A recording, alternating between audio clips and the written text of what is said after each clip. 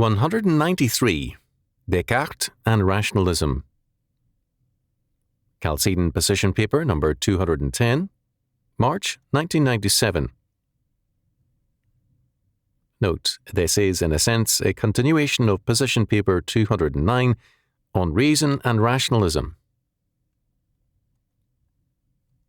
Rationalism has ancient roots, but in its modern form, it stems very clearly from René Descartes, 1596 to 1650. Some would object to placing Descartes in the ranks of men whose work was damaging to the faith, but Descartes' formal church adherence is no more conclusive than Ivan the Terrible's obvious allegiance to the Russian Orthodox Church. J. Hillis Miller, in The Disappearance of God, 1963, and Poets of Reality, 1965, called attention to the importance of Descartes to the modern mind. Descartes' starting point in philosophy was cogito ergo sum.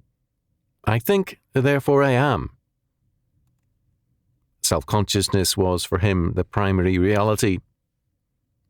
Things exist, Descartes held, simply because I think them. As God said, let there be, and there was, that is, the universe came into being, for Descartes, reality began with his thinking of things.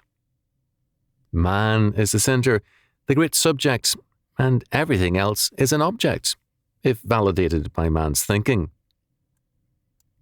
God then becomes one object among many, an object requiring validation by man's thinking in order to become real. Man can thus create God or will the death of God. For this reason, the death of God thinkers of circa 1970 did not concern themselves with whether or not the biblical God existed out there. For them, what was important was the fact that he was no longer real to them, and therefore he was dead. Immanuel Kant developed Descartes' implications fully and clearly. In the preface to the second edition of his Critique of Pure Reason, Kant wrote, "Hitherto it has been assumed that all our knowledge must conform to objects.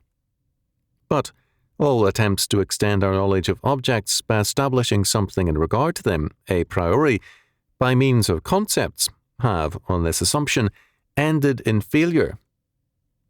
We must, therefore, make trial whether we may not have more success in the task of metaphysics if we suppose that objects must conform to our knowledge." Immanuel Kant, Critique of Pure Reason, Norman Kemp Smith translation, 1934, page 16. The logic of this leads to the Hegelian premise that the rational is the real, that is, the mind is the creator of reality. In this logic, man makes God, not God man. In biblical terms, trying to prove the existence of God by reason is like trying to find the sun on a hot, clear summer day by lighting a match. But in Cartesian rationalism, man was now the creator and God the created one. In the existentialist development of this rationalism, true knowledge and true existence required the discarding of all knowledge from the past, parents, church and society, and a pure dependence on the moment.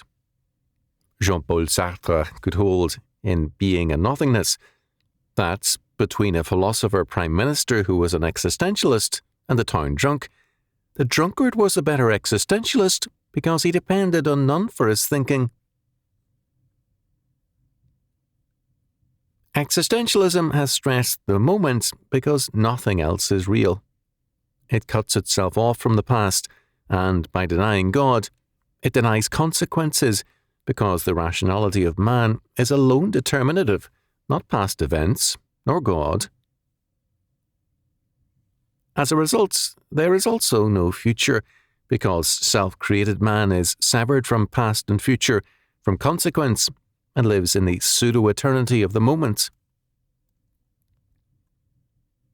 Cornelius Van Til often pointed out that rationalism ends in irrationality because it has ultimately nothing left other than man and his self-consciousness.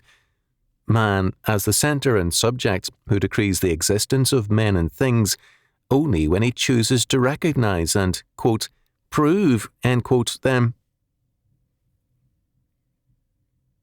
It is interesting to note how many of the prominent philosophers since Descartes have not been married. Marriage is disruptive of the monotheistic isolation of the new God, man as a subject and centre. There are hints from history that Socrates was a very poor husband. Herbert Ernest Cushman, in A Beginner's History of Philosophy, Volume 2, 1911, wrote of Descartes' philosophy. It spread over Europe in a somewhat similar way to the Darwinian evolution theory in modern times. Page 80.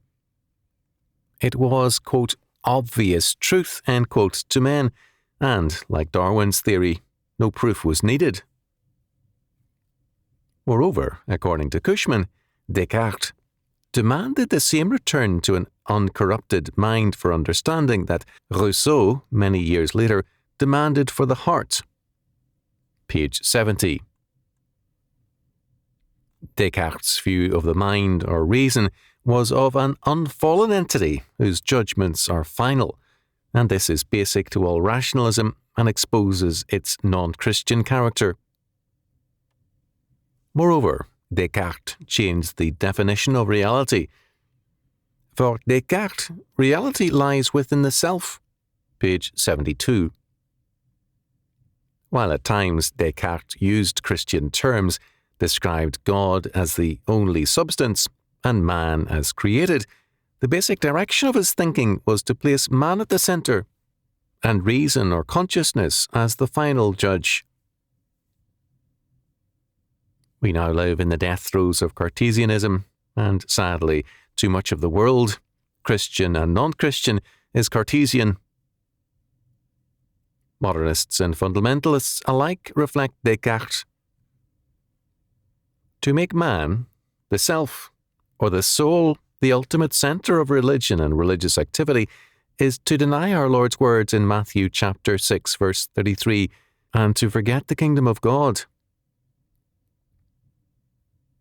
The Cartesian influence has stripped both theology and morality of meaning to centre emphasis on man's reason, or his soul, or his self, as the case may be.